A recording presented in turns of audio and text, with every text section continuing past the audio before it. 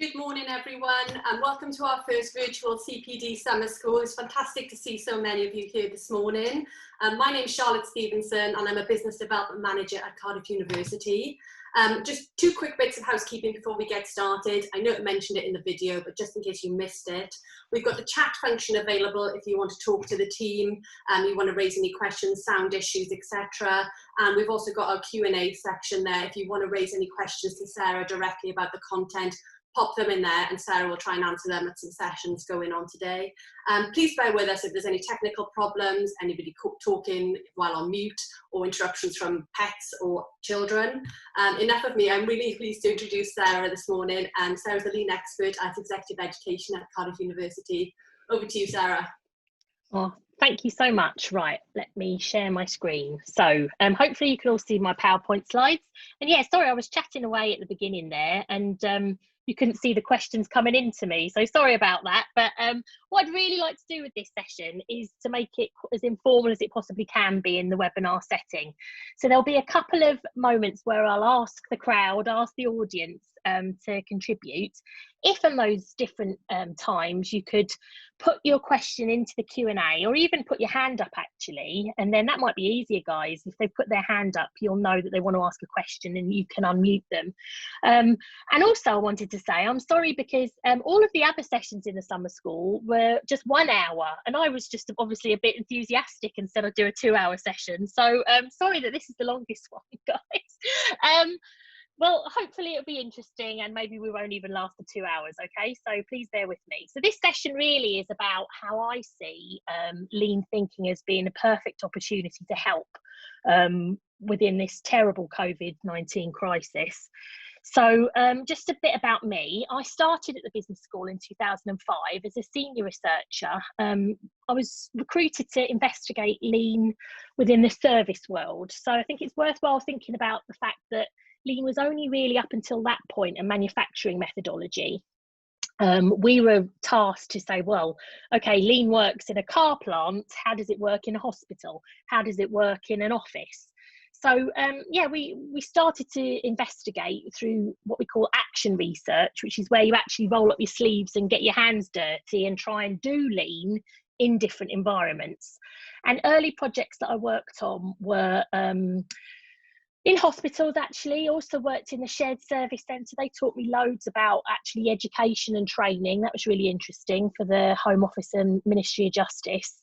I also worked on the Lean University programme, where we were trying to make our own organisation become a lean enterprise. And that was just hugely illuminating to me, because, you know, this little GIF here illustrates, you know, I was kind of thinking, lean makes sense and lean is amazing, and why isn't everyone doing it? I don't understand why change is so difficult. Because yeah, seemingly good ideas were very difficult to actually get senior managers to buy into and implement. And what I found then within the Lean University programme was it was much better if I educated leaders and managers who are in charge of their own areas what lean is, how it can help them. That was ultimately much more successful than me leading a lean programme. So that was a turning point for me, really, where I then started on an education footing, really. So I worked with the Ministry of Justice, Nestle on a big global 2-year lean learning programme. I did a lot of education for Principality Building Society. We did little engagements with Nationwide, and I've taught lots of consultancies lean as well, because I believe that lean works best when it's owned by everybody, not just when it's one lean team trying to poke people to make them be better. That enabled me to become the Director of Executive Education in the business school. And I think what is, because I suppose I'm leading executive education, a lot of our leadership programs have this undercurrent of continuous improvement, undercurrent of lean in the background. And that enables them, again, to equip leaders with the necessary operations management tools to lead and make a difference and to constantly improve. So, you know, that's my lean journey, I suppose, up until COVID-19 times. And it's a slog. You know, I know that there's some people here who are experienced lean practitioners. It can feel really quite depressing being someone passionate about lean, because, again, things just make so much sense in your mind once you start getting into the rhythm of improvement. And you just can't understand why everybody isn't on that same page as you. And actually, you know, I get a bit of a reputation in the university where I'm trying to improve the process as I go along, and sometimes people don't like that intervention. They don't like me telling them things that need to change. So it can be quite a depressing sort of field to be in, to be honest, because you can see how beautifully simple things could be, but yet the world just gets in the way. So this was, you know, what made me think about doing this talk was because I started to see on Twitter little signs of hope about the fact that this crisis has actually catalysed people to have that clarity of focus and to make a difference. So you can see here from this doctor, I've retweeted it, 2 emails from friends overnight saying the same thing, one a GP and one a local NHS leader, the other a clinical academic. They say that they've achieved more progress in their work in the last 6 days than in the previous 6 months. People are making things happen and barriers are removed. Some of the follow-up replies: we've seen practice transformation over 1 to 2 weeks that we've been aspiring to for years. We now have a shared purpose problem and it's enabled people power. Very good to hear, Martin. Shared interest for absolutely everyone makes it possible to act fast, learn fast, and when united, problem solve faster than ever before. Survival instinct is putting unnecessarily red tape of bureaucracy in its true perspective. So we've got this situation now where people are having to be lean, basically. The world is reset and we're starting again. And can we start again in a way that is going to be proactive, positive, simple, and always deliver the results. My fear is, we've got this amazing opportunity now to think radically, to think differently.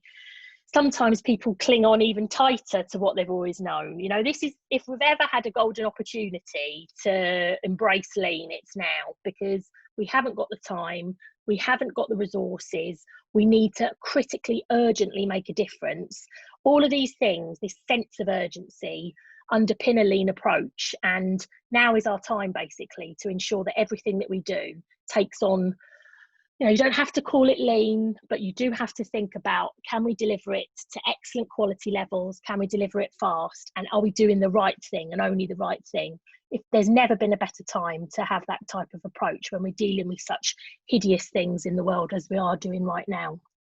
So this is what I was going to cover today. Why is a lean continuous improvement approach so advantageous in helping to cope with the pandemic? I think you can see a little glimpse of why I think it's the perfect time for lean. We'll talk more about that in detail in a moment. Also want to cover, when starting out with lean, what are the things that you need to think about if you aren't familiar with what lean is and how you can use it in a positive way.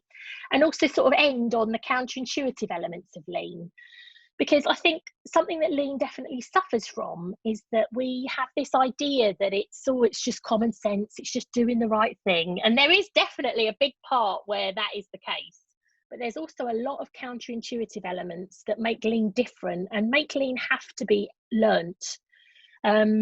And I didn't know about these things until someone showed me them, until someone taught me them. And lean's great at engaging you in lots of different simulations so that you have these light bulb moments of realization.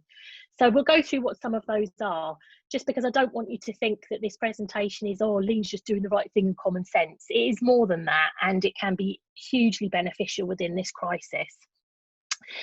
So how I thought we'd start is by opening it up to the floor. Are you ready, team, in the background, to start enabling some audio? And just, throw out a question and ask you to tell me which organisations that you know of that are lean, and how do you know that they're lean? Does anyone want to be brave enough to put up their hand and get involved in this webinar? Any hands up? Any hands up?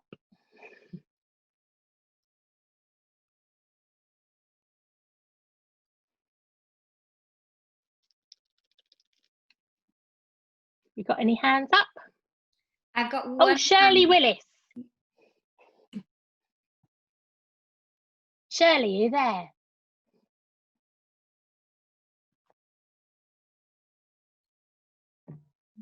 Hello, Shirley. Can you hear me now? Yes, I can. Thank you. Oh, So yeah, which organisation do you think of as being lean, and how do you know? I was just going to say, really, I don't know. Okay. I don't know how I would decide if an organisation was lean or not. When we talk about lean, what does it sort of conjure up in your head? I think I'm trying to think about organisations, I guess, that work in a very structured way, perhaps, and have a good levels, I think, have really excellent levels of communication throughout the structure of the organisation. Definitely, yeah. And my background is health service, right, and it just doesn't up until now potentially that has not been really evident. Very difficult to communicate through the sort of hierarchy of the organisation. Yeah, I mean, definitely clear lines of communication, everyone knowing what their job is one of the foundation elements of a lean approach. So there are some health organisations that are knowingly lean. Virginia Mason in America is the most common cited lean hospital. They're a private hospital, of course, so it helps to have that money focus at the other end, but they've done amazing things, and it's been a 15-20 year journey. I've got some slides a bit later on where we actually go through what lean is, just in case anyone's worrying, like, I thought she was going to tell me what lean is in this webinar. I am, don't worry guys. I was just wondering if people had an idea about some lean organisations, or felt that, when you're interacting with an organisation, that they might be a lean organisation. Anyone else? We've got a couple more hands up. Simon. Come on, Simon. Hello. Hi, you're right. Yeah, not bad. How are you? Give me a good commercial example of a lean organisation.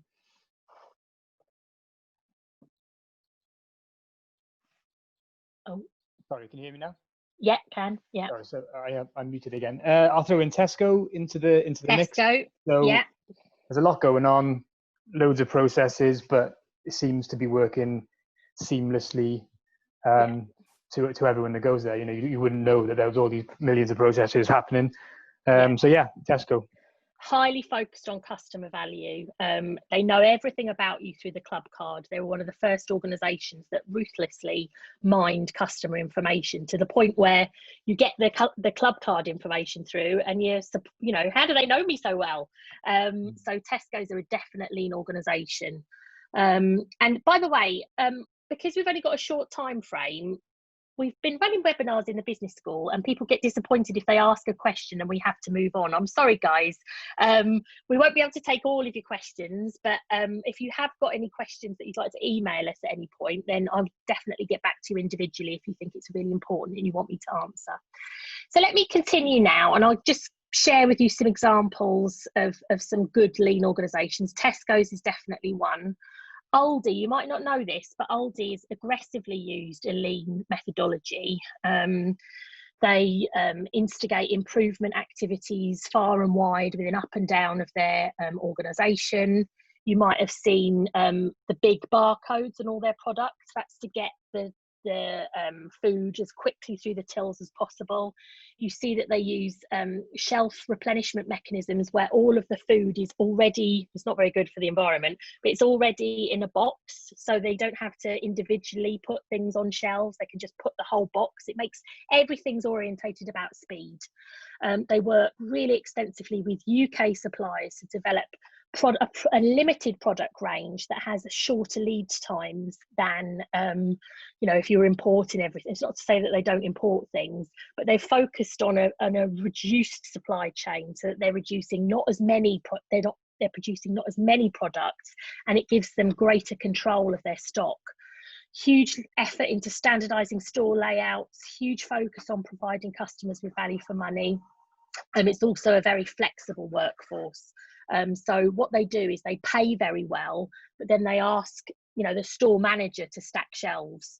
Everybody is part of the system of making Aldi a successful store, and they've got a tremendous amount of investment in training. And that's another key element of lean, is that we focus all the time on people power. My daughter's just collecting her schoolwork. There we go. Thanks, honey. So yeah, Aldi's a lean organisation. The big monster that I'm sure people have been even more familiar with in COVID-19 times, I know I have, is Amazon. They're a known lean organisation, and I actually think that they use the lean wastes aggressively to innovate. So you can see this is their Amazon robotics. They bought Kiva systems, whereby automation is actually a key part of a lean approach, where they actually put in more and more distribution centres so that humans do less and less work, robots do more and more work, and then the humans just deal with that end part of the process. So the Japanese term for automation is jidoka, which means separating man's work from machine's work. And the idea is that we ask people to do the sense-making things, and we look for where machines can do things that a machine can do better, quite frankly. Other things that they've done aligned to a lean approach, they've patented sort of drone delivery of items, and this is all aligned to that shortest possible lead time. So a key part of lean is, how do I get it as fast as I can possibly get it, okay? And you can imagine if you put an order in and then a drone is able to take your one product up into the air, fly it to your house and drop it off, it's kind of what lean people call one-piece flow. And that would enable you to get that item in the shortest possible lead time. You wouldn't have to wait for a big lorry to then make its way around all the different houses. Has anyone seen Amazon Go? It's the world's most advanced shopping system. Let me see if I can play it now. This involves some technical abilities here. Hang on a minute.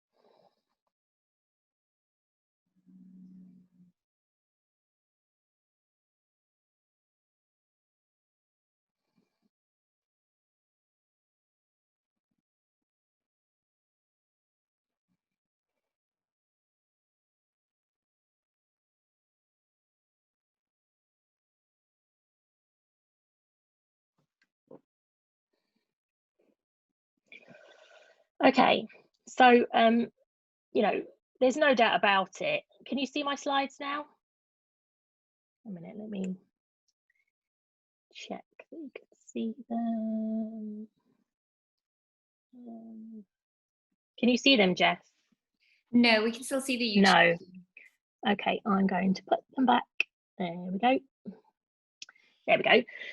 So yeah, they're just an amazingly, the world's most successful company, and he has used lean methodology to deliver that success. Huge customer centricity, an obsession about the reduction of lead time. So with Amazon Go, it's the ultimate reduction in lead time, and you don't have to queue to get your goods. You just put them in the trolley and walk out the door, and it's the ultimate in customer satisfaction, because the bit that we don't like is queuing.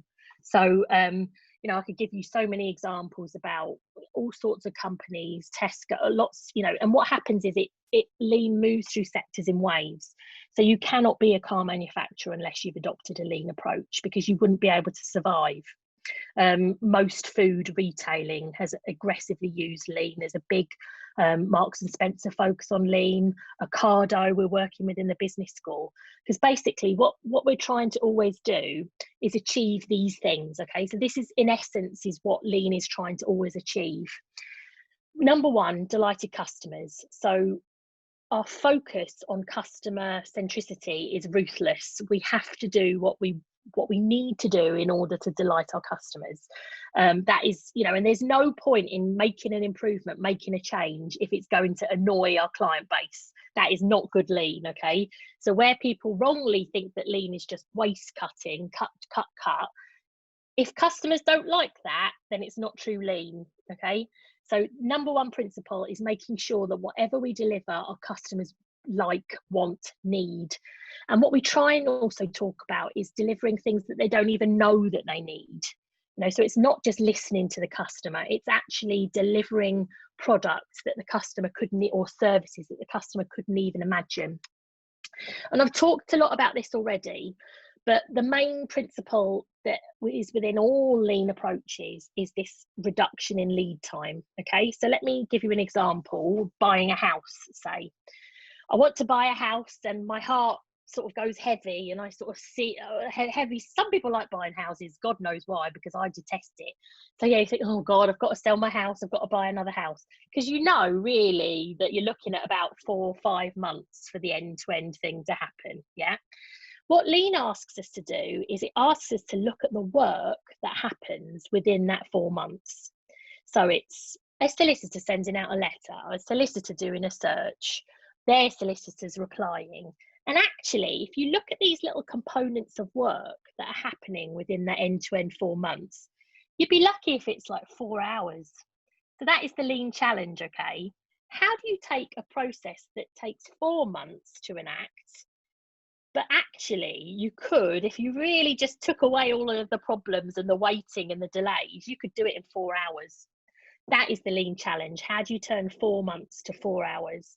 Now, you might say, oh God, that'd be too quick. If everyone could just change their house in 4 hours. But what lean asks us to think of is, why couldn't they? Because you could do it if you wanted to. And everything that we're about is looking at that end to end and trying to work out, well, how can we reduce this end to end lead time? And there's so many reasons why we need to do that and why that's a good thing. Because we know that innovation is linked to how fast things happen. So Tesco's, Amazon, they innovate very quickly because they're so used to processing things in an ultra quick way. When we're in organisations and it just takes a monumental amount of time to change something, how often do people change? Not very often, because you've got that heavy feeling again. You think, oh God, I've got to write a new degree programme. I can't face it. It's because it's going to be a battle. So what we like is short lead times that are responsive to customers, that are flexible, agile, and that enable us to innovate as an organisation so that they're maximum value from beginning to end. Because what we know as well is that, how often in these end-to-end processes that take an age are you having to ring into the company and going, have you done it yet? This letter's wrong. Where's my survey? that is all work that organisations have to do. If you deliver things fast and responsively, you don't have to do any of that work, and your customers are loyal because they trust you and they want to stay with you. So these two factors play together very importantly. How do we make sure our customers are super happy? No point being a lean process if no one wants to buy what you're making, by the way. And how do we deliver that process in the shortest amount of time possible? Because we know that that's what the people want, and that it actually saves us work in the long run. So huge value for this in healthcare, huge value. You know, when you think about, I've got a lump, and then how long you have to wait for someone to look at the lump, and then how long you take then for the result of the lump, and then how long you take to see a consultant. Actually, the amount of time each one of those interactions takes, if you squidge them all together, you could do that within a couple of hours. So that is our constant lean challenge. How do we deliver something in the shortest amount of time possible, maximising the value at every stage? And then another part of lean, which is tremendously important, is that we constantly try and create a scientific approach to work. We want people to think, how did this go yesterday? What do we need to do differently so that it's better tomorrow? So we've got lots of tools and concepts to try and put this into practice and to create time and space to help people improve. So this creates like a culture of improvement that's definitely prevalent in places like Amazon, Tesco's, Aldi. They're looking for those little improvements all the time because they all add up into be, you know, really competitive advantage, I suppose. So I just thought I'd look at this model for lean and think, well, what does that mean in COVID-19 times? And I think, you know, what I'm saying here is that maybe it's about focusing on what people need and want. I need a test. I need actually you to come and fix my boiler. I need you to answer the phone and give me a doctor's appointment. It's focusing on what people need and want. In terms of this lead time maximisation, it's just translating into as fast as possible.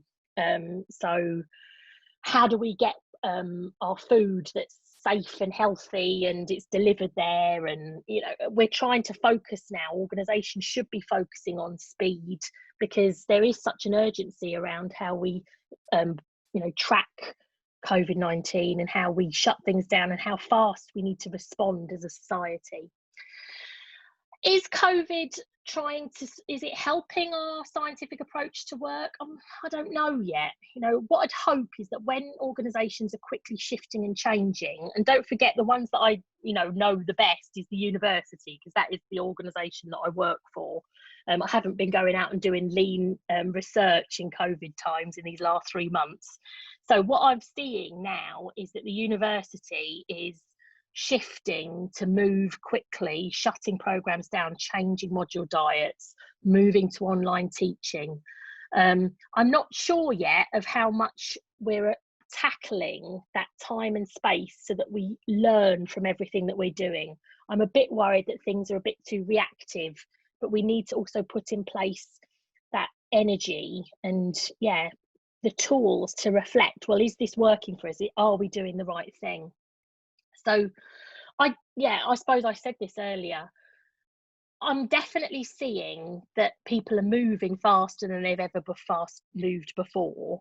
But is it going to last? Is that dynamism going to, when hopefully, please God, we all come out of this crisis, if it happens, we don't go back to the slower ways of working, that we keep this dynamism? Is it going to last? Are we going to cling on to this newfound energy of innovation that we've all got? So yeah, just a question out to you. Have you seen your organisation shift to these principles in COVID times? Have you become more responsive? Have you become more focused on, well, we just got to focus on what we need to do for the people that we deliver it for? Is anyone willing to share or put their hands up to talk about their organisation?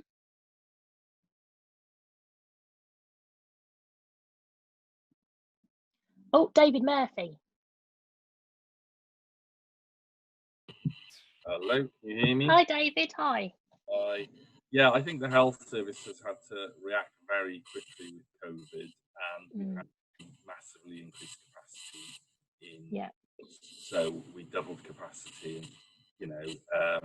Dragon's Heart is a great example in the Principality Stadium. In place very quickly. The critics would say the modelling was wrong, we've overestimated, and there are now too many beds. But it shows that we can put capacity on very quickly and make that available. And one of the biggest struggles we've had with achieving flow is that we're often operating 90-95% bed capacity, and we can't deal with fluctuations in demand. So the best thing for me is looking at, now we've put that capacity in place, can we use some of that to really step up flow before we start all that surplus capacity? Yeah. So I think it's, a gold. Health has stopped, isn't it, bar COVID by and large. Not totally stopped, of course, but a lot of things have paused, haven't they? So we've got this extra capacity. Now you're totally right, the golden time for services to look at how they currently enact and to get together and think, well, how are we going to be different when things start back up again? So I think that, I've criticised sort of maternity services before, and there's always a trade-off between stopping everything, taking everyone to get a step back, and then sort of think about how we currently do things. You can't with maternity, can you? Because babies are still coming in. So is there some kind of respite anywhere to give a bit more breathing space so that we can do this improvement work, so that when things restart, you can set things going in a better way? I really hope that that's the case. Augustine. Oh, sorry. Sorry, what were you going to say, David?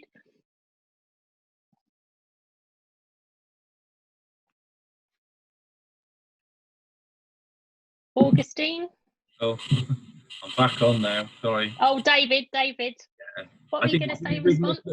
It's worth saying, I mean, maternity services have put risk assessments in place, and they can isolate people with COVID virus. So, that for essential services, you can't stop. No.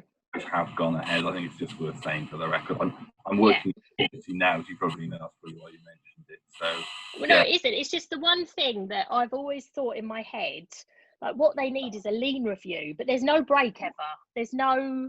It's constant. So it's very difficult to sort of say we're down tools for a couple of days. I suppose that's why I thought of it, because. And then as I was talking, I was thinking, well, they still can't do that now because babies are going to come whenever babies are going to come. But I don't know, maybe there's some spare capacity that wasn't there before so that they can do this improvement work. That is the challenge of healthcare. And my hope is, I suppose, where processes have taken, they have stopped non-essential surgery and things like that. They've got a bit of capacity so that they can take that, how they currently work in and to make changes so that when they start back up, they're doing it in a different way, because it's very difficult to do that when the demand is still coming in. Yeah. Okay. Thanks, David. Augustine.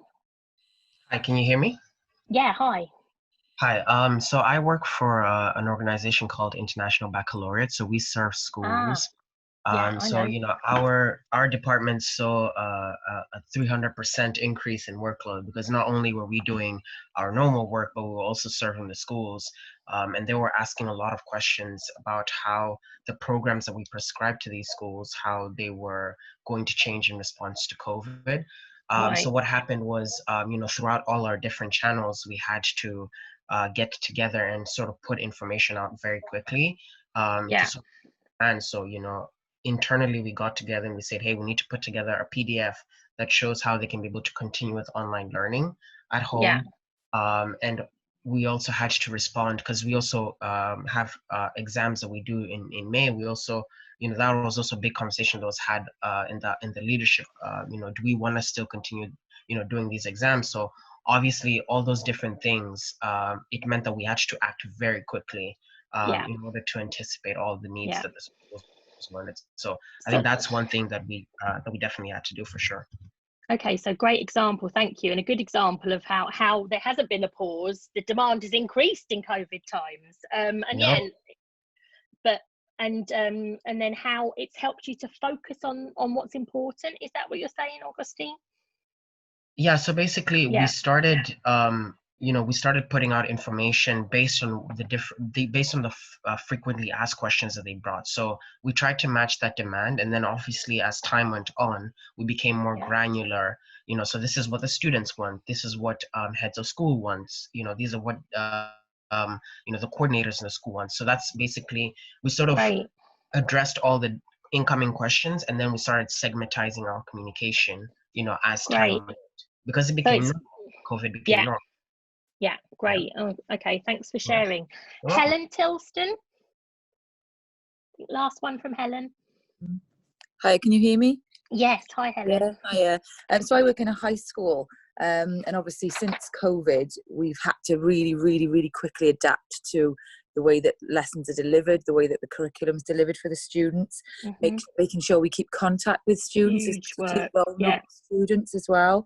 But the local authorities also had to react behind that and try and make resources available for underprivileged children. We've had to mobilise laptops to get them out to children at home and get Wi-Fi into their homes with like portable devices and stuff, and linking into that baccalaureate, the way we as a school have had to forecast the outcomes of the students for their own transition into post-16 or further education, and also what that means in terms of our annual review of outcomes, linking into our inspections and stuff. So we've had to change, radically. And again, looking at schools coming back on Monday potentially, so the way that the school's set up, and the way you wouldn't think a school would be able to mobilise so quickly as they've done that in such a fantastic way.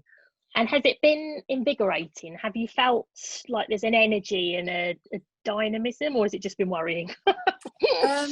It's been worrying, but everyone, in my school, all the teaching staff have been, really keen to make sure they're getting contact with students. They're doing things in a different way. They've been using TikTok to motivate them with, they've been doing quizzes. They've been really keeping, engagement, and all through the holidays, we've obviously had the Easter holidays and the Whitsun half term at this time. So there's a lot of anxiety about returning next week, around everyone's health and safety more than anything, but also, they're looking forward to getting the students back into school, because the day that schools close, and I'm sure it's the same in the university, the teachers were heartbroken to not know when they would see some of those students again. They were school leavers, and the missed opportunities for them. So it's just a different way of working, and we all joke about the fact that schools will never have a snow day again, because now they can all work from home. I hadn't even thought about that. Okay, so thanks so much for sharing, everyone. If you think back to my sort of underpinning principles of lean, it's around focusing on what people need and want. How do we deliver things in a quick time frame? How do we then encourage a sense of learning around those things? And I think you can see that the COVID crisis is pushing a lot of these approach. Where I think we've got to be really careful is that we keep learning, so everything that the school is changing now to react to this crisis, I'm sure you will, but how can you learn from the really great bits that really worked, and learn from the bits that didn't work quite so well, to inform practice as you go on? That's a lean approach, you see, is if you constantly keep evolving to get better and better. And what I developed as part of my work with Nestle were all of the components or building blocks that work together to make an organization lean, you see. So I'm quite proud of this map. I mean, it's not the answer to all of the world's problems, and you can change it depending on which situation you're in. But these sort of building blocks, all organisations need to think about in order to be the best that they can be. So it's stuff like measuring what's important, and how that measurement is then linked to what you are as an organisation, and how you communicate that to all members of staff, how you measure what customers care about, how you then develop standards around that customer value. Again, we teach masters in lean. I've been practicing it for 15 years. I still don't know everything, and I've got so much to learn. There's so many different concepts, tools that you can apply to make the organisation the best it can be. These are just some sort of high level things to think about in order to help organisations progress along their own lean journey.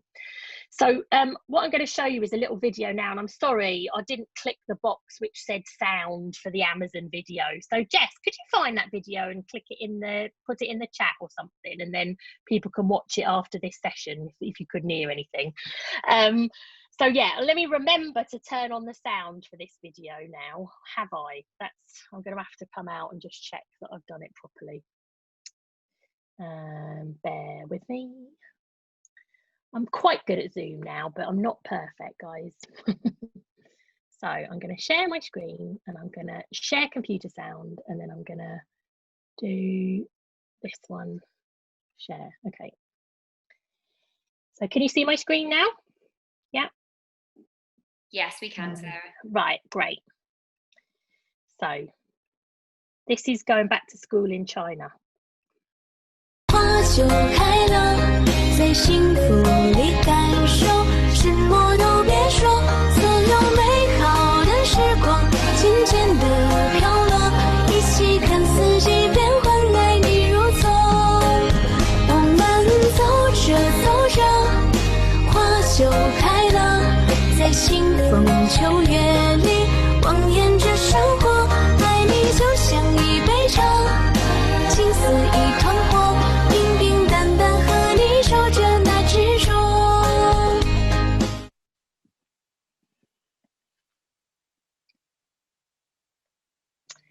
Okay, so what we can see in that short little clip is we can see flow. So they've arranged the system so that it's very much, I mean, we can't see the queue obviously behind because it's obviously a demonstration, but we can see that they've arranged a sequence of steps that the child has to go through before they're allowed back into school. So flow is a key principle of lean, and we do a lot of work to try and make sure, particularly on shop floors, that everything is ordered so that it makes sense, so that people aren't moving back and forth. You know, that was my major criticism of maternity, really, was just that there was no clear flow. You were off everywhere and people were looking for you and looking for files, and it was quite a chaotic environment, I felt, as a lean person. So yeah, how can we make flow seamless so that you join, things happen, and then you're out the other side? Flow is critically important. We can see that in all the supermarkets. How do we encourage people to interact with the supermarket the way that we need to interact with them to reduce the chance of spread? There's lots of visual management there. Visual management is the core component of lean. So how do we encourage people to do the right thing? So all the spacing on the floor, but it's not just around how do we help people not get COVID-19, it's also about how do we visually manage our work so that we're encouraging people to make the right decisions or choose the right options in work. We can also see standard operating procedures at play. So how do we keep repeating the same things so that we get the desired outcome and effect? So, you know, big opportunity there for all sorts of standard ops around putting on gowns, putting on gloves.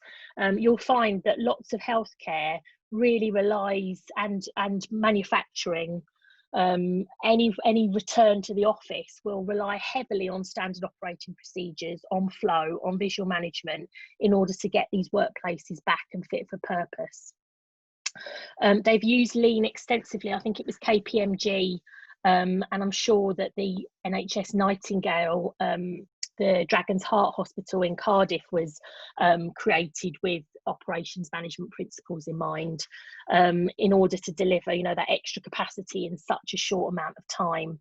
And I like this quote here: collaboration between the pharmacy team and across all the work streams was excellent. We quickly developed a valuable network which helped us to make rapid progress, that should be, and allowed us to be flexible to change. Our pharmacy team held daily huddles, so that's that improvement part. Okay guys, so actually we can see in this NHS Nightingale example that they've built in improvement activity as part of their transition.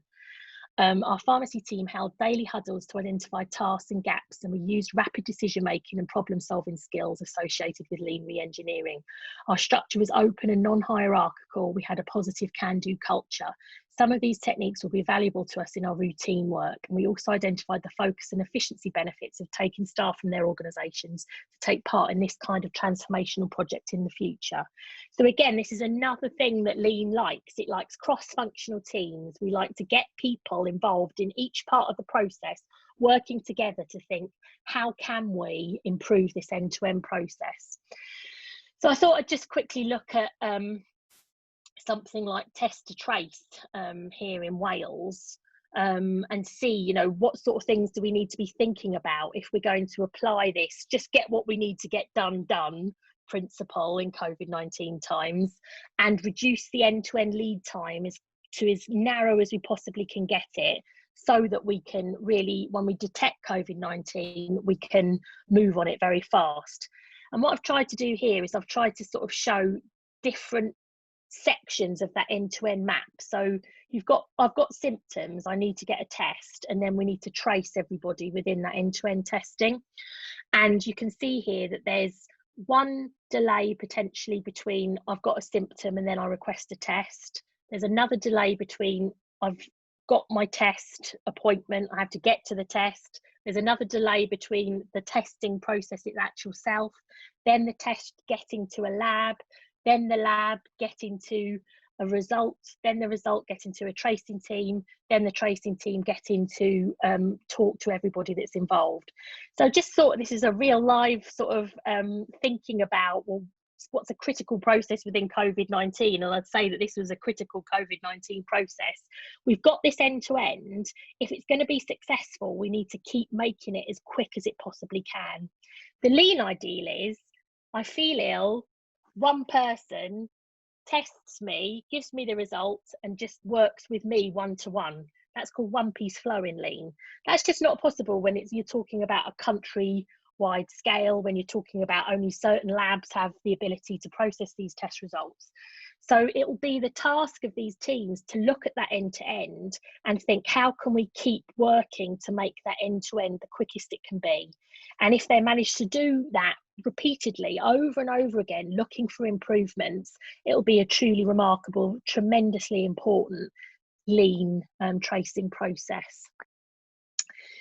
And this is all linked to another module that I've kind of developed upon from Peter Hines' model, which is some of the core things that you need to think about when you're on your lean journey as an organisation. And what I'm trying to say here is at the heart of everything that you're thinking about as a lean organisation, it's around value, maximising value, and being really stable and repeatable, again, which is going to be essential in COVID-19 times. There's no room for error, there's no room for mistakes, really. So how do we focus and deliver processes that at their heart have what customers want and need, what we need to deliver for society even, and that those processes are stable and robust? The right-hand side, lead time reduction, flow and pull, is around improvement. So how do we constantly keep looking at the work that we do with a view to keep making it better and better? The left-hand side is, how do we work with all of the people within our end-to-end supply chain so that they're the best that they can possibly be, so that again we're focusing on this narrowing or reducing of end-to-end lead time. And then this is critical, this strategic alignment piece. How are we communicating who we are as an organisation, our message, what makes us special, what we're here to do, if it's to deliver education, if it's to deliver health, if it's to deliver taxation abilities at HMRC, who are we and how do we communicate that message to every member of staff so that they're engaging with processes in a meaningful way? And so it's built on a bedrock of that positive organisational culture where people, we've just heard examples where everyone's working together as a team, they're working to fix things, they're working to come up with ideas and make things happen because they don't want to let their students down, they don't want to let the patients down. They've got to do everything they can to orientate their offer to be delivering maximum value, shortest possible lead time, and hopefully with this improvement of focus as well. And these are really important in a lean way of looking at your organisation. Okay, they're called Kaizen flags, these are Peter Heinz's version of Masaki Amai's famous Kaizen flags, which were in the book Gemba Kaizen. And if you look at it, it's a visual representation of how much time people should spend on different things within their organisation. So along the bottom, you've got seniority. And so people at this end of the spectrum, they're the most senior people. People at this end of the spectrum, they're probably the least senior, but they're actually probably those doing the most valuable work. They're delivering the service or product that the organisation delivers. And then what Masaki Amai asks us to think about, and Peter Heinz has contextualised it to a Western audience, is this strategic piece where most of an executive's time is spent on high level designing systems, creating the right strategic environment to enable the work to happen. Middle managers a critical amount of time too, and really importantly, operators are involved in that strategic decision, because A, they're the ones that know the customers the best, and B, they also need to enact the strategy. So they definitely need to be part of that strategic triangle. What's also critical is that every single member of the organisation engages in improvement work. So that is time and space, taking a step back, as I talked about earlier. So difficult sometimes when the demand is just flying at your face all the time. How do we take a step back and really think, well, could we do this better? Could we do this differently? What went wrong there? How can we make sure that that doesn't happen again? So everybody has the responsibility to engage in improvement work. And then the day job, which is, you know, answering the phone or delivering the forms or making the things happen. Operators at this end of the scale, the majority of their time is doing the day job, but also you can see executives get involved in the day job as well. They're not so removed from the work that they haven't got an idea about what the organisation does every day. So this is an ideal picture about what a lean organisation looks like. And yeah, I just, you know, before I show you the common Kaizen flag, I just wondered, you know, does anyone have Kaizen flags that looks like that in their organisation, where most of the time in senior people's lives is spent strategizing, where everybody dedicates improvement time and space? So yeah, hands up if you wanted to talk about what you see in your organisation.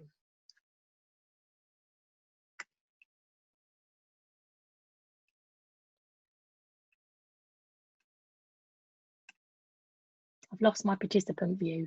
Has anyone got their hands up? No. Shall I just show you what my conclusion is? This is typically what we see, okay, is that actually strategy is the domain of a few people in an organisation, and it's probably a once a year sort of activity. We task a few middle managers to improve, and we get them to sort of tell the workers how to be better and sort of secretly influence up how the senior managers need to be different. Most of the operators' time is spent doing the day job. This very senior are a bit removed and they don't really know what's happening on the front line. And then as a consequence of insufficient focus on strategy and improvement, you get a lot of firefighting, a lot of rework, a lot of trouble, a lot of worries and people trying to sort everything out. So, you know, this picture is very much an ideal, and I've never seen it in any organisation that I've worked for, but I've definitely seen organisations where this is a more accurate picture than this one, which is feels quite common. Although what I'm suggesting is that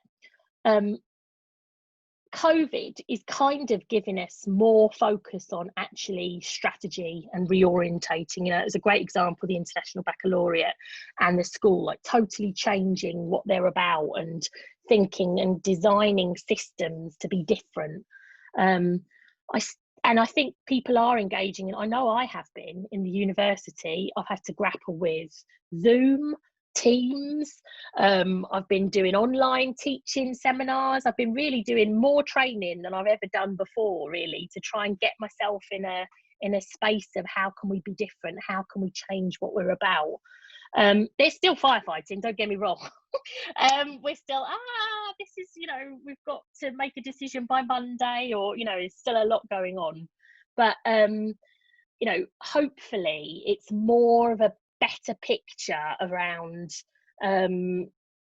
dedicated time and space, or different shifts of activity, so that we're more focused on this picture really, if I go back, so that we've got the time to think about who we are as an organisation, what is our purpose, how do we cascade that to all levels of the organisation, how do we look at our processes so that they're constantly delivering value, so that they're stable, they're robust, that we've got systems in place to constantly improve, so that we're integrated with our supply chain partners, and that we've created this culture where people are okay to get involved, they're okay to change, they're okay to to make a difference. So let me go back. And I think what's really interesting though, I was part of Nudge Stock, which again, I really recommend you signing up to Nudge Stock. They've just done it a couple of weeks ago. Lots of free online seminars, again, really interesting. And there was a lady there, Bree Williams, and she was talking about like any sort of improvement person or any leader's job is to get people from A to B. And she talked about this hierarchy of all the problems that happen to get people from A to B. And she said the first thing is like laziness. People just don't want to think about having to be different. The second layer is people are just overwhelmed, and there's so many things you could do, they don't know what to do. So, you know, if you get them over that laziness and over that ability to not want to do anything different, they just, oh, I don't know what to do, I don't know how to be different.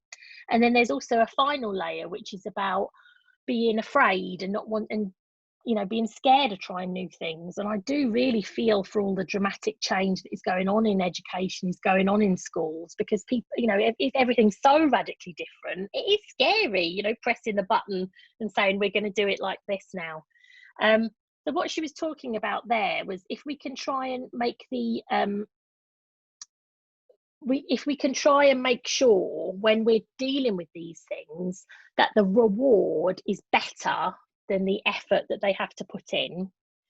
So a key part of lean is to try and motivate people to see it doesn't have to be like this. So a lot of what we do is we expose the problems, we expose all of the issues and nightmares of and poor customer satisfaction really, and then we encourage people to say, well, it can be different, we can, you know, with some simple changes we can make this work. So how do we encourage people to identify the reward being greater than the effort they put in?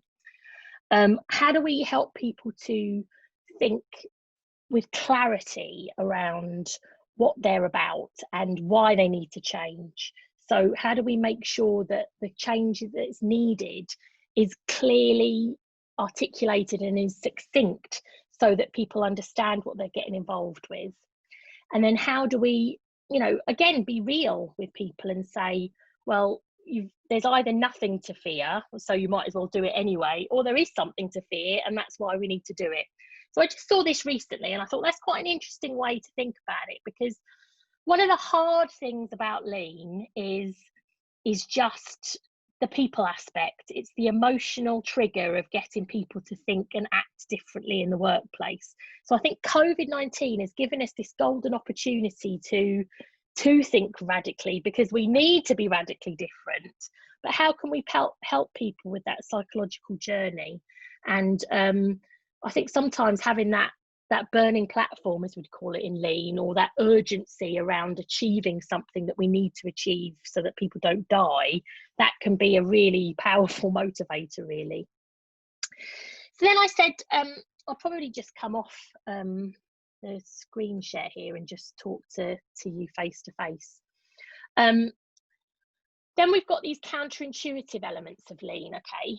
And the first one is we call pull, and it's tracking back from right to left. And lean asks us to think about the end product and then think about all of the steps that it takes to deliver that end product. And we don't like doing that as human beings. We like moving forward. So what lean is asking us to do is it's asking us to think about the end result and work backwards. And there's methods and tools that we can help people to do that. So again, that's something that we can teach within a lean approach, is how to track backwards, because people don't find that it comes easily, and we want to share with people how much benefit can be gained from that type of approach. Another counterintuitive that people don't often realise when they're engaging in a lean approach is that to get quicker at doing things, you might think, oh, well, you're just speeding everything up and cutting loads of corners, and that's not true. The only way that we get quicker at doing things is that we become obsessed with the quality of what we do. Okay, that's the only way that we're able to speed up these end-to-end lean processes. And again, we have to teach lots of different quality tools. Another thing that people don't like about lean is that sometimes if we're trying to seek this end-to-end lead time reduction, it means that we might have to ask employees to do more work. So it's not the case that sometimes lean is cutting. Sometimes we're asking employees to do more so that the patients, so that the students, so that the end-to-end customer gets delivered what they want within a shorter time frame. Another counterintuitive is that humans don't like one-piece flow. That situation that I just described to you. We like batching things up. We like leaving a big pile of forms to blitz one afternoon that we have to input and process. But what lean asks us to do is to do one little and often, because that means that the person who submitted that form has the shortest possible time frame. So we're asking our processes to be orientated around what the customer wants and needs rather than what's easiest for us. And again, we have to teach that to people. It doesn't easily come to them, and there's concepts and tools that we can put in place within processes to help one-piece flow to happen. And I think the other thing that I think sometimes we need to really think about is that the more inventory there is within a system, or the more people there are within a system, the more time it takes. So a lot of what we're trying to do is to try and reduce the amount of things or people or forms that enter systems, and to get them arriving at systems at the right time so that they can be processed within a short time frame, and so that they can then leave that organization. So a lot of our healthcare examples, if we're really congested with lots of different patients at different parts of the process, that end-to-end lead time is going to be long for everybody. So how do we focus on this idea of one-piece flow? And sometimes it's very difficult to get people to see that because they're so used to working in a certain way. So I suppose just to revisit the sort of things that I was thinking about for this little webinar, I think the reason why lean is good in COVID times is it helps us to unite around purpose, and it helps people to think about why we're here, what we need to get done, and critically, everything about it is around speed of delivery. And that's what we need in COVID. We need to shift our models to different ways of working very, very fast. So all of these tools like visual management, like standard operating procedures, like the right measurements, they can really help to provide clarity of purpose within these times. And lean is actually around strategy, it's around stability, it's around delivering customer value, and it's critically around delivering this time and space for improvement activity. So within all of our adjustments that we're doing to help us cope with COVID-19, are we building in practices which enable us to keep reflecting on what's happened and how we can change and how we can incrementally improve? And I just wanted to make it clear within this presentation that lean is more than common sense, though. There's a lot of it that's common sense and doing the right thing, but there are things that need to be taught, that need to be learnt. And I think that it's so important that we pay respect to all the principles, we pay respect to all of the things that have gone on before. So if I just try and come out now, how can I get? So if you think about this graphic, all of these are operations management concepts that have got learning underpinning them, and principles underpinning them, concepts underpinning them. And then you sort of need to understand not only the concept, but how the concepts interact with each other in order to create a lean organization. So I think that's it from me. If anyone's got any questions, I can see them coming in, but it is quite difficult to look at them. How do you think we tackle the use of multiple processes, formal and informal, being used at the same time to improve end-to-end outcomes during COVID-19? Do you think the demand to operate with speed has led to more informal processes evolving to consider strategy more readily? Yeah, I think that, you know, what Lean likes is something called Hoshin Kanri, which translates as shining needle, compass needle, set in direction for organisation, but then actually being really quite fluid and reactive. So, you know, big company strategies that are lasting 5 years, they've totally had to rethink everything that they're about in these times. But hopefully that long-term vision has given them the ultimate end goal, and they've got the processes to flexibly react and change their operational activity, change their localized strategy to meet those needs. But I'd say that really good companies that are excellent at developing strategy will know that strategy is an interactive thing. It's not a document that you create once a year and rarely look at. It's an ever-changing, flexible thing that's underpinned by key metrics.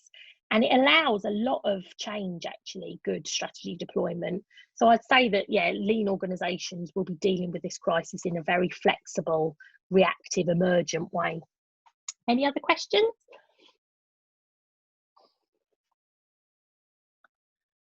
A definition of lean.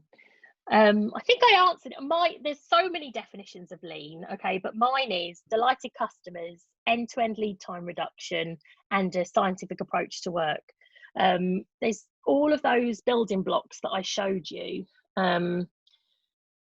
There's so many more concepts underpinning those, to be honest. It can become, I recommend the book What is Lean? ? That's quite a good introduction to what lean is. But yeah, it's a known problem in the whole discipline that there isn't a one defined definition that everyone lives and breathes by. I've got quite an inclusive version of lean, which is very sensitive to things like systems thinking. It's sensitive to things like the theory of constraints. And really, for me, lean is just the best sort of way that we know how to make work work. And there's principles, concepts, training to help organisations be as fit for purpose as they can be. Any other questions? Hands up as well if you want to just directly ask me one. Although I've lost my participant view. Oh, Augustine, you got another question? Yeah, I have a question. So your one of the figures that you showed, one of you know, especially with executive, middle managers, operatives, the time and seniority thing. Yeah. I think the second one that you showed was really, I was just like, whoa, I relate with this a lot. So not this one, that's the ideal one, but then the one, yeah, exactly. The reality, the one that we usually see. Yeah. Yes, it was so on point. So thank you for sharing that, because I think when I saw this coming up, I was like, oh my God, this is so true. Yeah. My question is, from an operative standpoint, how can we get involved with strategic oversight? Because we're the ones who really deal with the end-to-end consumers on a daily basis in a way that sort of adds value, because, you know, in a lot of organizations, a lot of people don't see the operators as people who have knowledge, but I think from having a lot of different touch points with different consumers, we can be able to sort of develop a lot of common themes. So how do we take all those themes that we see and then take it to the middle managers and executives to inform the strategy moving forward? Okay, great question, because this is one of the most difficult things to do. You know, there's a reason why executives are over here and strategy is the most of the tasks that they've got to worry about. And when you're a lower level of the organization, you can't tell them, oh guys, we need a bigger strategy, we need a better strategy. You know, you're at the point in the organization that you're in, and I'm definitely around here. You can't, you know, you can try and influence that, but really it's dependent on the very top people getting what really good strategy deployment is. That said, you can start where you're at. You know, there's no reason why. So I've got an executive education team, small team, brilliant team. we can create our own strategy that looks at the overarching senior goals and makes our strategy work for us and cascades that within our locus of control. It's not ideal, because really you'd think about all the different hierarchical structures and how they're all aligned, but it's still better than not having any kind of strategy. So I suppose what I'm saying is, it's very difficult to go to the top people in the organisation and go, oh, can we do strategy deployment, please? But you can affect strategy deployment within your own area. So something that I really like to do, and people like Simon would have done it with me on some of our courses, is a bike exercise where you sort of get together as a team and imagine like a bike scheme for Cardiff, say, and you just think about, well, what sort of company do we want to be? What is our purpose? Why are we here? And then you think about the critical success factors. What things do we need to do? What things do we need to be great at in order to help us achieve our purpose? And then is there a way under those critical success factors of having a metric so that we know how well we're doing? And within a couple of hours, you can create an amazing strategy, and people want to start this bike company. And now there is a bike company in Cardiff. Because you've bought into it. You know, there's a way to bring people together and just say, what are we about? What do we care about? Let's just define it. Let's put it on paper, and let's use this as a regular check-in point to say, is this work that we're taking on aligned to what we're about? And if it isn't, stop it. You know, so my version of lean is very much about being practical, working where and how we can. Lean is very guilty of these high posh visions of perfection, and life gets in the way, you know. Complex organizations full of thousands and thousands of people get in the way. So we need to just use lean how we can, and that's why I'm so passionate about the core principles of lean, about some of those building blocks, like visual. Even if you don't do anything about lean but start making things more visual, you'll be amazed at how much improvement will be brought to your workplace. So, you know, I love visual management, and I started all these whiteboards with the exec ed team about all the courses that we've got going on and our events, and have we done this, that and the other. And, you know, I think people were like, oh, Sarah, stop being obsessed with whiteboards. But then quickly you see, oh God, actually I've got visibility of what we're doing every week, you know. And what we found moving, you know, we miss the whiteboards now. So our team have like tried to print, and they were like, oh, I'm missing the whiteboard. So they've created digital whiteboards so that we're able to see where we are and what we need to do. So even just visual management is a huge benefit for a working team, let alone all of the other building blocks about what makes a lean organisation tremendously successful. Yeah. Okay. Thanks. Anybody else? Anyone else with their hand up? I've got 3 screens. I don't know where I'm looking. It's I've lost the participant view. Where's the participant view? Oh, anyone else got their hand up? Oh, someone has. Shirley. Hi. Hi.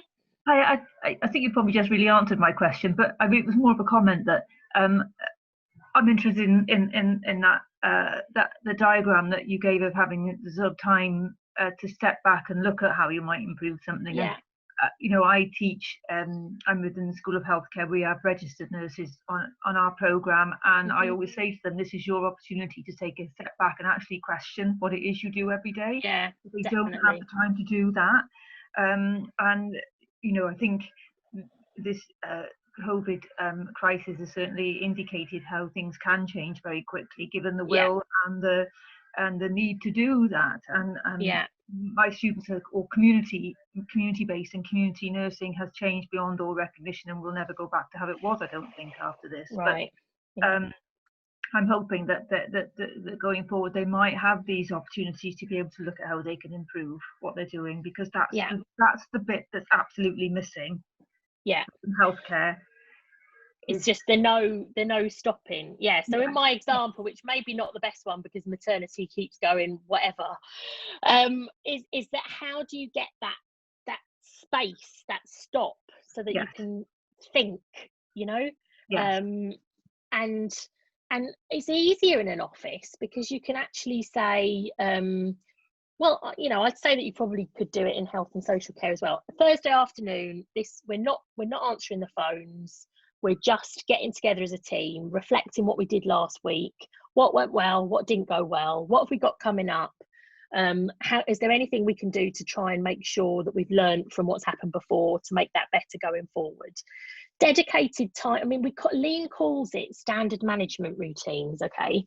And the problem with standard management routines is that they're often the things that senior managers ditch the minute they get busy, and it's the wrong thing to do. Okay, because they're sacrosanct. We need to protect them because they're so important. Here you go. I found so encourage standard management practice. So yeah, we see, you know, or weekly team meet Tuesday at 2 p.m. Oh, I can't, a crisis has happened. And then my lean brain's going, is that because you're not paying proper respect to the dedicated time and space for improvement activity? So really, you can build in, a good manager will build in regular reflective time and space that is protected, that is important, to encourage this improvement activity to happen. We've got lean tools like A3. Have you heard of A3s? No. I'll maybe share that with Jess, and you can share that to anyone who you know came. It's just an A3 bit of paper, but they're called A3s. The first building block is, what's the problem? Why is it an issue? What are we going to do about it? And a little timeline. And the whole point of it being on one A3 bit of paper is that it's succinct and it forces people to just focus on what the task at hand is. And within Toyota, which is like the lean mothership, A3s are the lifeblood of change. They're the lifeblood of problem solving. So what I'm trying to show here is, if you've got a dedicated time and space to do improvement activity, if you've got managers going to go and see what's happening, then engaging with staff at these moments, doing some coaching and mentoring, triggering problem solving activity through tools like A3s, you're applying a scientific approach to how the work is being done and how you can do it better going forward. Cindy Jimison, I think her name is, has done some fantastic A3 work in healthcare. She's written lots of books about it, and that's their vehicle to make problem solving a part of everyday work in life within a healthcare context. But it can be tremendously powerful. And again, you know, it goes back to the Kaizen flags really. If you've got where are we? If you've got an organisation which is dedicating the appropriate time on improvement activity, these reflective, how did it go, what do we need to do, an organisation which is focusing on strategy and deploying it so that everyone knows what their job is, you've got less firefighting, you know, insufficient focus on strategy, insufficient focus on improvement means stuff goes wrong. Now, stuff will always go wrong because of life. But really, organisations that have really embraced lean, they're on it. You know, they're spotting things before customers are spotting things, and they're much more agile and flexible in terms of dealing with problems that hit them. So you'll see, you know, I think it's like my husband was working at an organisation. They'd totally changed the manufacturing plant in a week, 2 weeks in light of COVID-19. All different visual management. They bought kick plates in the doors so no one had to touch the door handles. It was really impressive. But yet they've had for a long time a 5S, which is an approach to workplace organisation, for a long time. So if they're constantly thinking about the workplace and how good it can be and how it's already at the best it can possibly be, something like, okay, we're going to have to introduce increased levels is just another challenge on top of what they've already achieved, rather than starting from, like, universities are starting from nothing. We've never thought about, well, that might be a wrong thing to say. Well, I don't feel like we've ever thought about germ spreading other than let's make sure it's clean and tidy, you know, which it is. Our university's lovely. But now we're having to think, oh my God, how do people enter this building and which directions are they moving in? A lean organisation knows all of that stuff already, you see. It knows how clean they are and audits how clean everything is. So yeah, I think that some organisations are just starting from a faster place in terms of how quickly they react to things. Thank you. that it for the questions? So yeah, I think we'll share these slides around, will we, Jess? And I'll send you an A3 if you wanted to have a go. But, you know, as ever, the best sort of things to do is to engage with the business school and come on some of our courses, really. We teach, I've had a couple of hours with you now, but we teach this in depth. We've got 2 lean modules on our executive masters, our executive MBA. So Professor Manish Kumar teaches operations management and then lean thinking. So that's 3 whole days where, you know, what he likes to do, which again, COVID might get in the way here, is to do the module in a company and actually look at their processes and look with a view to improve them. So yeah, great learning to be had at the business school. And any questions, hopefully I've got my email there. Yeah, just get in touch, and I hope you've enjoyed it. It's a new one for me, and yeah, speak to you all soon. Sarah, there's one more question in the Q&A from David. Oh, is there? Can you see that one? Is it Brewdog? Sorry. It's in the Q. Yeah, they come in. Some have come in chat, and some have come in Q&A. Yeah, sorry guys, it is just a bit like, ooh, multi-sensory things flying at me. During COVID-19, would it be fair to say organisations have demonstrated greater organisational ambidexterity, e.g. have seen breweries, including Brewdog, creating hand sanitisers to meet demand alongside their day-to-day operational activities? David, are you still there? Does lean help to manage conflicts between continuing day-to-day operations and coping with new demand? Yeah, I suppose I kind of answered that in the last point in a way, because what we see, the key joy that a true lean organisation gets is speed of spotting problems, solving problems and innovating.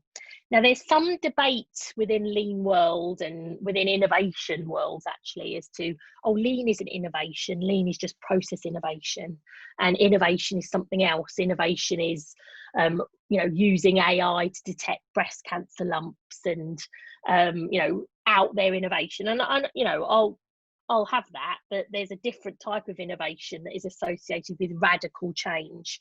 But what I really believe is that lean encourages trying new things. It encourages problem solving. It encourages change.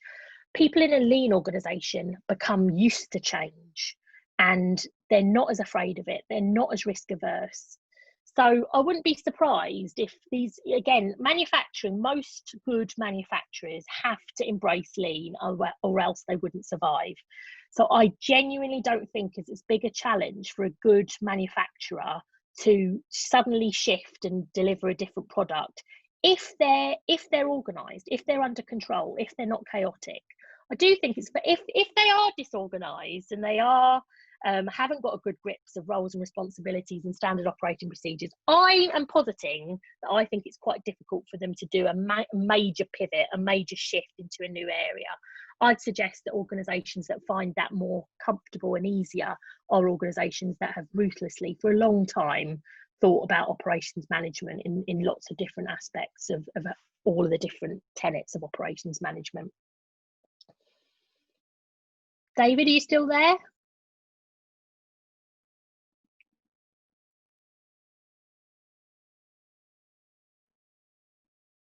Come in, David.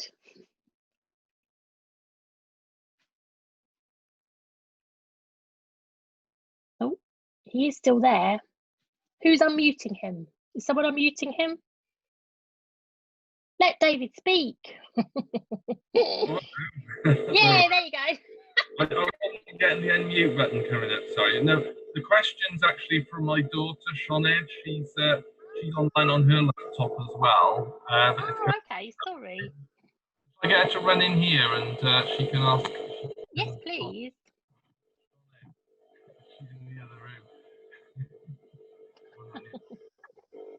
I was thinking, you look very glamorous, David. That's not how I remembered you in that profile picture.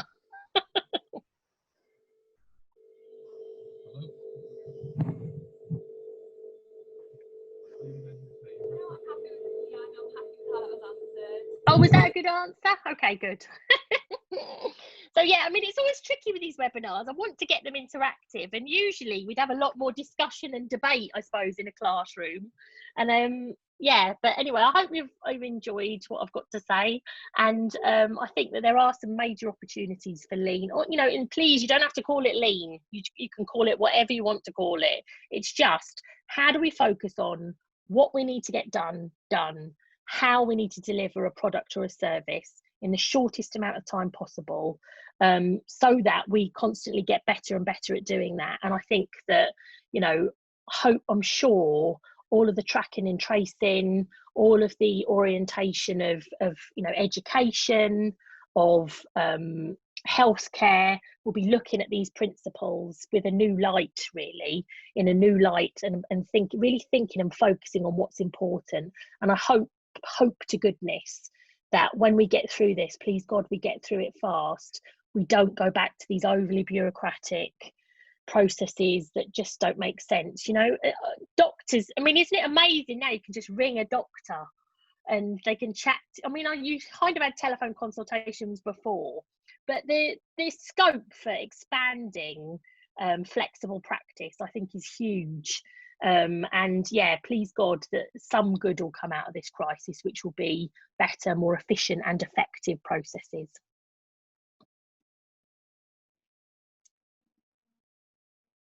Is that it? Okay. Yeah, Brill. Yeah. I think I'm done. I just want to say thank you to Sarah today for an amazing session. I know I've written reams of notes after that, and I want to say thank you to all for attending today. I know we're seeing. It was a bit longer in my head, but I've leaned it, so there we go. Sorry. I know we've seen some of you later on in the week for other sessions, but that's it for this session, and have a good day, guys. Thank you.